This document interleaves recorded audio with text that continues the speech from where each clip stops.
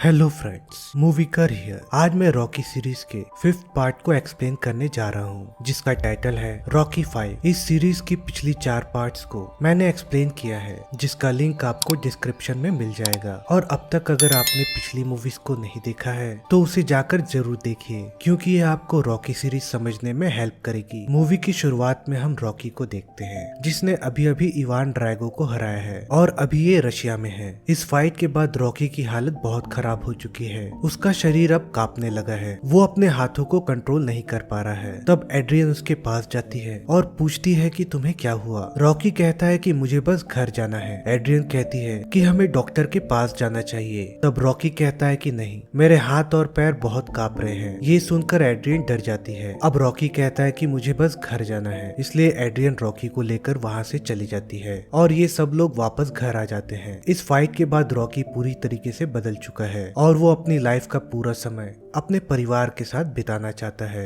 क्योंकि उसने अपनी जिंदगी की सबसे बेहतरीन फाइट लड़ी है। इस फाइट के दौरान उसके मन में ये डर भी था कि शायद वो मर भी सकता है, इसलिए रॉकी अब आगे का समय अपने परिवार के ही साथ बिताना चाहता है। इसलिए वो हमेशा अपने बेटे का ध्यान रखता है और वो उसका बेस्ट फ्रेंड बनना चाहता है। तभी उन्हें एक शॉकिंग न्यूज मिलती है कि उनके अकाउंटेंट ने उनको धोखा दे दिया है। उसने रॉकी के लिए एक पेपर भेजा था, ये कहकर कि वो एक टैक्स का पेपर है, और रॉकी ने बिना देखे उस पेपर को साइन कर दिया था। लेकिन वो कोई टैक्स का पेपर नहीं बल्कि पावर ऑफ अटर्नी थी। इसलिए अब रॉकी की प्रॉपर्टी का मालिक वो अकाउंटेंट बन गया है। अब इनके पास कुछ नहीं बचा। ये सुनकर एड्रियन पॉली पर बहुत गुस्सा करती है, क्योंकि ये अकाउंट को मैनेज करना पॉली का ही काम है। वो कहती है कि तुम्हें उन पेपर्स को पढ़ना चाहिए था। तुम्हारी एक गलती की वजह से हम फिर से सड़क पर आ गए। फिर ये लोग अपने वकील के पास जाते हैं। वो वकील कहता है कि इन सारे पैसों को निकलवाना बहुत मुश्किल है और ये केस लड़ने में बहुत समय निकल जाएगा और बहुत सारे पैसे भी खर्च होंगे। फिर वो एक और बुरी खबर सुनाता है। वो बताते हैं कि आपकी कंपनी ने पिछले 5 सालों से टैक्स नहीं भरा है, इसलिए आपको बहुत सारा टैक्स पटाना पड़ेगा और आपकी घर की किस्तें भी नहीं पटी हैं। अगर आप लोगों ने इन सब कर्जों को नहीं चुकाया तो गवर्नमेंट आपकी सारी प्रॉपर्टी को जब्त कर लेगी। इन सारी बातों को सुनकर रॉकी बहुत परेशान हो जाता है, क्योंकि उसने आज तक जो कुछ भी बनाया था वो सब उसके हाथों से चला गया और वो अपनी फैमिली को गरीबी में नहीं रखना चाहता है। इसलिए अब रॉकी कहता है कि मेरे पास अब एक ही रास्ता बच गया है कि मैं कुछ फाइट्स लड़ूं और उनसे पैसे कमाऊं, और मैं उन पैसों से ये सारे लोन्स चुका दूंगा। लेकिन एड्रियन रॉकी को मना करती है और वो रॉकी को समझाती है। लेकिन रॉकी जब जिद करने लगता है तब वो उसे डॉक्टर के पास ले जाती है। डॉक्टर्स जब रॉकी का MRI करते हैं तब वो बताते हैं रॉकी को एक गंभीर चोट लगी है, क्योंकि लास्ट फाइट में उसने ड्रैगो से बहुत मार खाई थी। इसलिए अब उसके सर में ब्लड क्लॉट हो गया है। ये सुनकर रॉकी पूछता है कि क्या इस सिचुएशन को ठीक कर सकते हैं। डॉक्टर बताते हैं कि ये इतनी सीरियस नहीं है, लेकिन आपको ये ध्यान रखना होगा कि आपके सर पर कोई चोट ना लगे। डॉक्टर्स की बात सुनकर एड्रियन डर जाती है और वो रॉकी को प्रॉमिस करने के लिए कहती है कि तुम आगे से फाइट नहीं करोगे। रॉकी भी उसकी बात मान जाता है। फिर पैसे न चुकाने की वजह से गवर्नमेंट उनकी प्रॉपर्टी जब्त कर लेती है। अब न इनके पास कोई घर होता है और न ही ज्यादा पैसे, इसलिए अब ये अपने पुराने शहर यानी कि फिलाडेल्फिया में आ जाते हैं। अब ये सब रॉकी के पुराने घर में रहने लगते हैं। अब वो अपने पुराने कपड़े भी पहनता है। फिर वो मिकी के जिम जाकर अपने पुराने वक्त को याद करने लगता है। मिकी की बताई पुरानी बातें उसे याद आने लगती हैं। यहाँ उसे अपनी पिछली जिंदगी नजर आती है। रॉकी को अब ये सब अपनाना पड़ेगा। रॉकी को ये एहसास है कि उसकी लाइफ दोबारा चेंज हो चुकी है और वो वापस उसी जगह पर आ गया है जहाँ से उसने शुरुआत की थी। लेकिन रॉकी एक नीडर आदमी है, वो इन मुश्किलों से नहीं डरता। अगले दिन वो अपने बेटे को लेकर जाता है स्कूल में, जहाँ पर पहले रॉकी पढ़ा करता था। रॉकी को पता है कि वहाँ का माहौल कैसा है, इसलिए वो अपने बेटे को समझाने लगता है। यहाँ के बच्चों को जब पता चलेगा कि तुम मेरे बेटे हो, वो तुम्हें परेशान करेंगे, क्योंकि वो जानते हैं कि हम लोग पहले यहाँ से जा चुके हैं और तुम्हारा पिता बहुत बड़ा इंसान बन चुका था, इसलिए तुम्हें बहुत सी परेशानी का सामना करना पड़ेगा। इतना कहने के बाद वो अपने बेटे को स्कूल भेज देता है। जिम जाने के रास्ते में उसे एक आदमी मिलता है जिसका नाम है जॉर्ज वॉशिंगटन ड्यूक। ड्यूक बहुत बड़ा बिजनेसमैन है। उसका काम है कि वो नए फाइटर्स को लाए और उनसे बड़ी बड़ी फाइट्स करवाए, जिसके लिए बहुत से स्पॉन्सर्स भी लाता है, जिसके बदले उसे बहुत पैसे मिलते हैं। इसलिए अब वो रॉकी से पैसे कमाना चाहता है, क्योंकि ड्रैगो से फाइट लड़ने के बाद रॉकी बहुत फेमस हो चुका है और अब सब लोग फिर से रॉकी को फाइट करता देखना चाहते हैं। रॉकी अगर दोबारा फाइट करेगा तो ड्यूक बहुत पैसे बना सकता है, इसलिए वो रॉकी को मनाने की कोशिश करता है। लेकिन रॉकी ड्यूक की बातों में नहीं आने वाला वाला, इसलिए वो उसे साफ मना कर देता है। लेकिन ड्यूक उसे बार बार फोर्स करता है और उसे अलग अलग ऑफर देने लगता है। एड्रियन भी इन बातों को सुन लेती है। वो ड्यूक के पास आकर उसे वहाँ से जाने को कहती है। फिर ड्यूक वहाँ से चला जाता है। रॉकी एड्रियन से कहता है, मैं मिकी के जिम को दोबारा शुरू करना चाहता हूँ और वो आसपास के बच्चों को ट्रेनिंग देना चाहता है। एड्रियन भी इस बात के लिए मान जाती है। वहाँ पर एक लड़का भी खड़ा था जो ये सारी चीजें देख रहा था। इस लड़के का नाम है टॉमी गन और वो भी एक बॉक्सर है। वो चाहता है कि रॉकी उसे ट्रेनिंग दे और वो उसका मैनेजर भी बने, लेकिन रॉकी इसके लिए मना करता है और कहता है कि मैं तुम्हारा मैनेजर नहीं बन सकता क्योंकि मुझे सिर्फ फाइट करने आती है, मुझे मैनेजमेंट नहीं आता,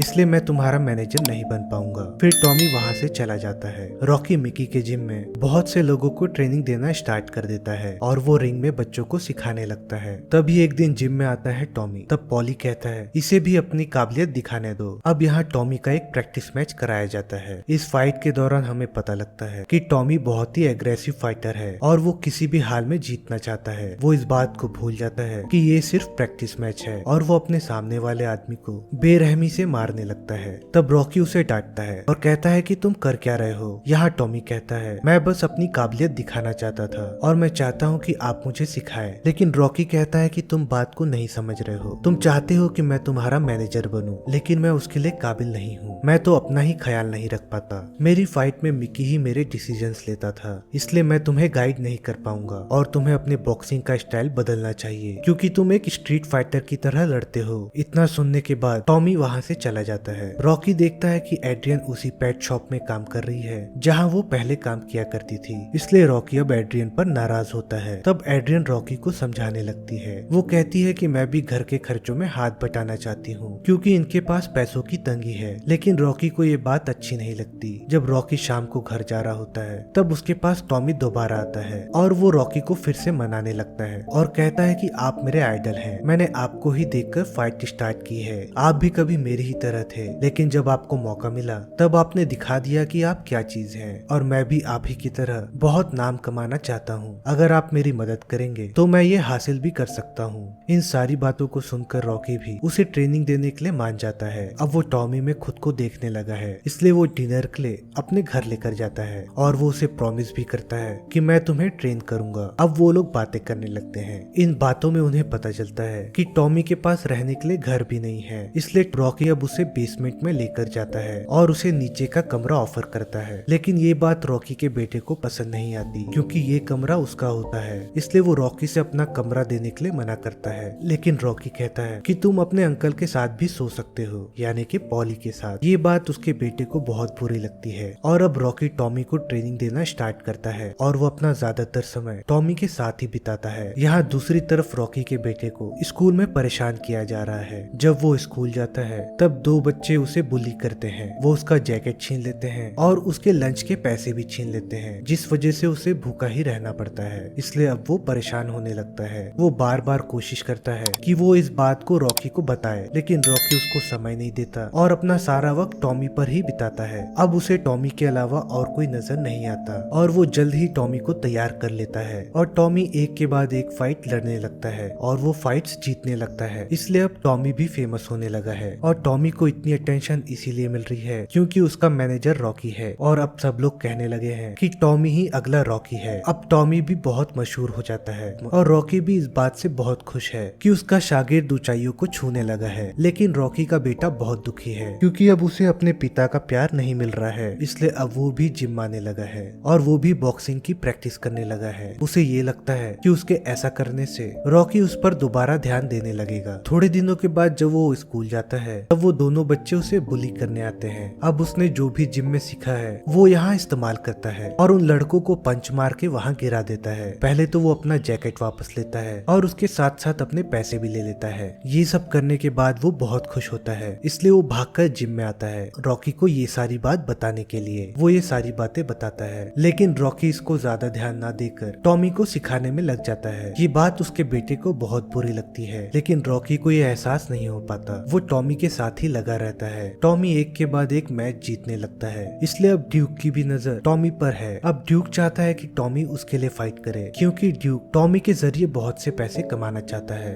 अब टॉमी में भी बहुत घमंड आ गया है। अब टॉमी चाहता है कि वो हैवीवेट चैंपियन बने, लेकिन रॉकी उसे मना करता है। और कहता है कि तुम अभी तैयार नहीं हुए हो, मैं तुम्हें बताऊंगा कि तुम्हें चैंपियनशिप में कब पार्टिसिपेट करना है। लेकिन यहाँ टॉमी को बहुत जल्दबाजी है, वो टॉप पर पहुंचना चाहता है। ड्यूक इस चीज को भाप लेता है और उसका फायदा उठाने की सोचता है और वो टॉमी को अपने साथ मिला लेता है। आज क्रिसमस का दिन है और रॉकी के घर पर उसका बेटा और उसके दोस्त भी आए हैं, लेकिन रॉकी अभी भी इंतजार कर रहा है टॉमी का। लेकिन टॉमी यहाँ ड्यूक के साथ बैठा है और ड्यूक कहता है कि तुम हैवीवेट चैंपियनशिप के लिए बिल्कुल तैयार हो, तुम इस मैच को लड़ो और मैं तुम्हें इतने पैसे दूंगा जिसके बारे में तुमने कभी सोचा भी नहीं होगा। टॉमी भी उसकी बातों में आ जाता है। अब हम रॉकी को देखते हैं जो पॉली को सेंटा बनाकर बच्चों के सामने लेकर आता है और वो कहता है कि तुम्हें क्रिसमस में जो चाहिए वो सेंटा से मांग सकते हो। लेकिन रॉकी के बेटे के मन में बहुत गुस्सा भर चुका है क्योंकि वो बहुत दिनों से अपने पिता के करीब जाना चाहता था, लेकिन रॉकी अपना सारा वक्त टॉमी को ही दे रहा था। इसलिए रॉकी अब अपने बेटे को समझाने की कोशिश करता है, लेकिन उसका बेटा कहता है कि अब बहुत देर हो चुकी है, आप इस बात को भूल चुके हैं कि आपका एक बेटा भी है और मुझे याद भी नहीं है कि आखिरी बार हमने कब अच्छे से बात की है, क्योंकि आपका सारा वक्त तो टॉमी पर ही जाता है और अब ऐसा लगता है कि टॉमी ही आपका बेटा है। रॉकी अपने बेटे को समझाने की बहुत कोशिश करता है, लेकिन वो नहीं समझता और कहता है कि अब बहुत देर हो चुकी है,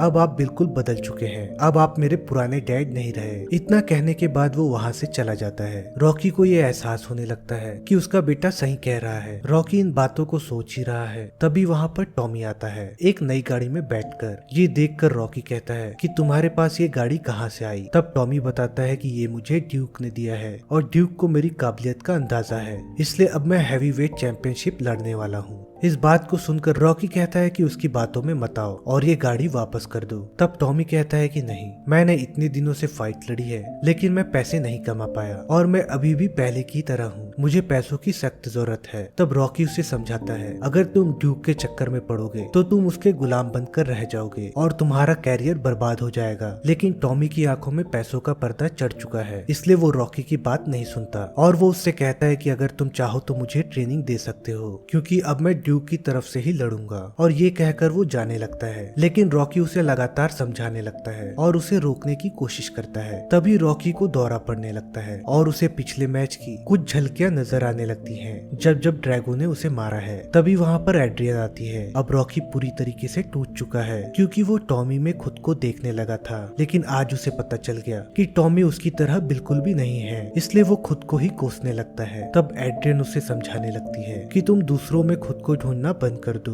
क्योंकि तुम एक लौते हो और तुम्हारे जैसा कोई भी नहीं है। तुमने कभी भी किसी को नीचा नहीं दिखाया और तुमने जितनी भी फाइट्स लड़ी हैं अपनी पूरी शिद्दत के साथ लड़ी है और तुमने जिसे भी हराया है उसे सिर्फ अपनी ट्रेनिंग से नहीं बल्कि दिल से हराया है, इसलिए तुम्हारे जैसा कोई और हो ही नहीं सकता और तुम यहाँ सबको अपना परिवार नहीं बना सकते। अगर तुम दूसरों को अपना परिवार मानने लगोगे तब तुम अपने ही परिवार को खो दोगे। देखो अब तुम्हारा बेटा भी तुमसे दूर होता जा रहा है, इसलिए इस वक्त अब तुम्हें अपने बेटे को मनाना चाहिए, ना कि ऐसे इंसान के बारे में सोचने का जो खुद गर्ज है। रॉकी को ये बात समझ आ जाती है, इसलिए अब वो अपने बेटे के पास पहुँचता है। वो देखता है कि उसका बेटा सिगरेट पी रहा है। वो ये देखकर उस पर नाराज नहीं होता और उसे एक दोस्त की तरह समझाने लगता है। फिर वो अपनी पिछली जिंदगी के बारे में बताता है कि उसकी परवरिश कैसी हुई और वो कैसे बड़ा हुआ और वो भी एक बुरा इंसान बन सकता था, लेकिन कैसे उसने खुद को संभाला और एक अच्छा इंसान बना। वो अपने बेटे के लिए भी यही चाहता है कि वो गलत संगतों से दूर रहे, भी एक अच्छा इंसान बने। रॉकी का बेटा बहुत खुश होता है क्योंकि उसके पिता अब वापस आ चुके हैं। फिर दोनों घर वापस आ जाते हैं। अब हम टॉमी की फाइट का दिन देखते हैं। इस फाइट के लिए रॉकी भी बहुत एक्साइटेड है। रॉकी दिल से चाहता है कि वो फाइट जीते। अब यहाँ फाइट शुरू होती है और जब भी टॉमी पंच मारता है तब रॉकी खुश होता है और जब टॉमी मार खाता है तब रॉकी को बहुत बुरा लगता है। अब रॉकी भी उठकर खड़ा हो जाता है और उसने टॉमी को जो ट्रेनिंग दी है वैसे ही पंच वो पंचिंग बैग पर मारने लगता है। टॉमी यहाँ रॉकी के सारे दाव पेच का इस्तेमाल करता है और यहाँ टॉमी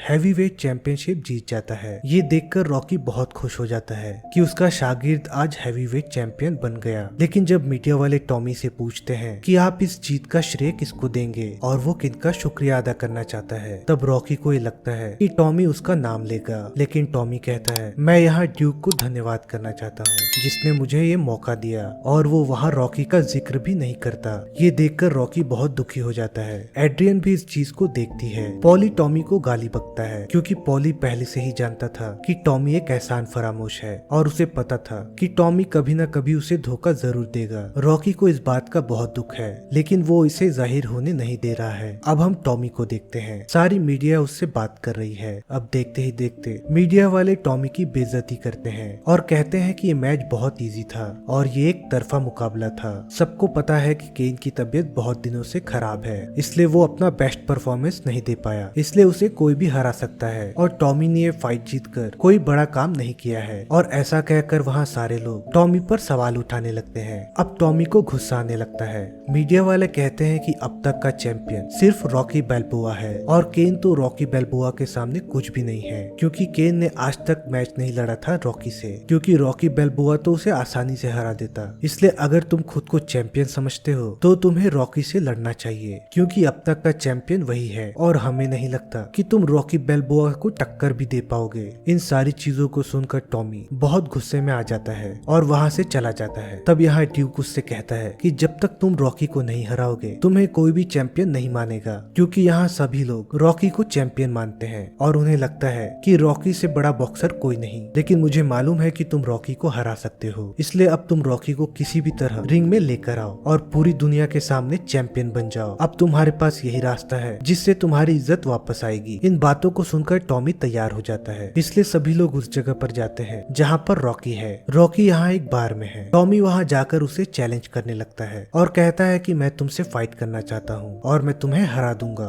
इन बातों को सुनकर रॉकी हंसने लगता है और कहता है कि तुम अभी तक नहीं समझ पाए कि ड्यूक तुमसे क्या चाहता है। ड्यूक चाहता है कि हम दोनों लड़ें और इसके बदले ड्यूक बहुत सारे पैसे कमाए और तुम्हें उसकी बातों में नहीं आना चाहिए। लेकिन टॉमी रॉकी की बातों को नहीं सुनता और उसे बार बार चैलेंज करने लगता है। तब रॉकी मना करके वहाँ से जाने लगता है। यहाँ पॉली को गुस्सा आ जाता है और वो टॉमी को कहता है कि तुम कभी भी रॉकी बैल्बोआ नहीं बन सकते, क्योंकि तुम एक धोखेबाज इंसान हो। आज तुम जो कुछ भी बन सके हो वो सिर्फ रॉकी के बदौलत, और आज तुम अपने गुरु की ही बेइज्जती कर रहे हो। इस बात को सुनकर टॉमी भड़क जाता है और वो पॉली को एक दमदार पंच मारता है। ये देखकर रॉकी को भी गुस्सा आ जाता है और कहता है कि अगर तुम मुझसे लड़ना ही चाहते हो तो बाहर चल के लड़ते हैं। फिर ये दोनों बाहर आते हैं और यहाँ चारों तरफ मीडिया वाले होते हैं, इसलिए वो इन सारी चीजों को लाइव ब्रॉडकास्ट करते हैं। ड्यूक टॉमी को कहता है कि तुम रॉकी से रिंग में लड़ो, तुम यहाँ लड़ोगे तो हार जाओगे, क्योंकि वो जानता है कि अगर ये दोनों यहाँ पर लड़ेंगे तब उसे कोई पैसा नहीं मिलेगा। लेकिन टॉमी यहाँ बहुत जोश में है, इसलिए वो रॉकी से लड़ने जाता है और रॉकी उस पर टूट पड़ता है और वो टॉमी को बहुत मारता है और वो उसे पीट पीट कर नीचे गिरा देता है। तब ड्यूक टॉमी को दोबारा समझाता है कि तुम रॉकी से यहाँ नहीं जीत पाओगे, क्योंकि रॉकी एक स्ट्रीट फाइटर है। इस बात को सुनकर टॉमी को और गुस्सा आने लगता है